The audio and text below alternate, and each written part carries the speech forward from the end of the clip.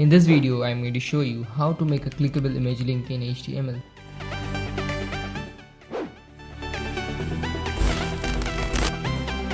I have created a folder and I have an image here. Now I will open VS Code by right click like this. This is one of the features of VS Code. Now I will create a file. First I will write doctype HTML. Doctype is not a tag or element. It is just an instruction to the browser about the document type. It is a null element which does not contain the closing tag and must not include any content within it. And start the HTML tag to indicate the beginning and the end of an HTML element in this document. I will write the head tag in the HTML tag to define the head portion of the document. In the head tag, you can make a title like this. So now let's come to the main topic of our video. Now I will create a body tag below the head tag.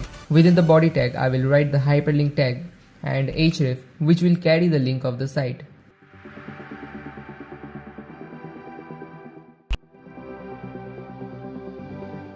Now write the image tag, source. On the src, you have to put the name with the extension of your image. As you can see, the extension of my image is png, so I will write the name of the image and .png.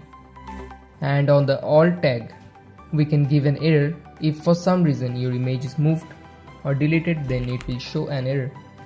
You can set the size of your image by writing the width and height. For this time I set 150. You can set the size as you wish.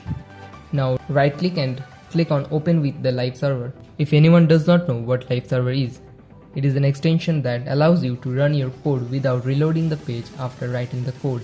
You can download this extension like this.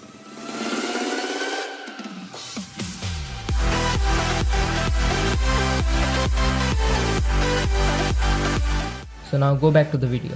So it is opened with the live server. Now I will click on my image and it redirects me to my channel, as I have put my channel's link on href. You can put any site link on href. You will get the source code in the description. Thanks for watching this video. If you want more videos like this, then comment below. Like, share and don't forget to subscribe.